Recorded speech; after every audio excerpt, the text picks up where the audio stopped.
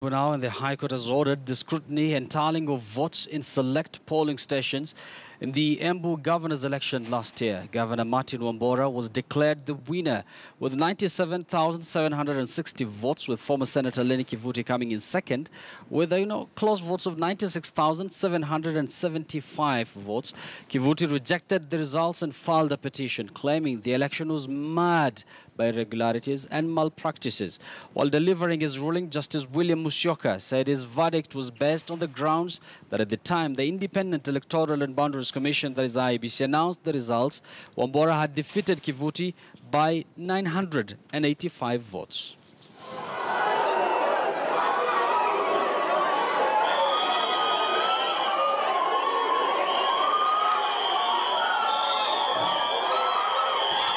The margin between the winning candidate and the runner-up, according to the declared results, was 985 votes. From the oral evidence of the elections officials at the hearing, that margin came down to 299 votes or thereabout.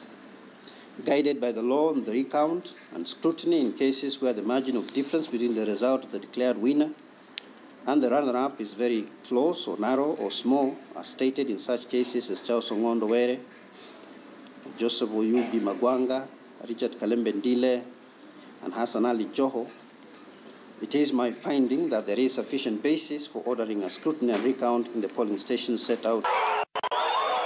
It has been demonstrated from the material on record that the margin of victory narrowed considerably, and that should be reason enough to examine the materials afresh for the court to be satisfied as to what the candidates actually garnered in the polling stations in dispute.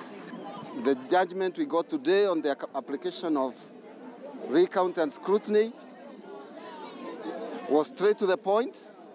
I'm sure you recorded everything, but the bottom line is that the people of Embu County are happy. And they are not just happy just because of the ruling of today. They are happy because we can see the light at the end of the tunnel in terms of getting the facts of who was voted governor of Embu County.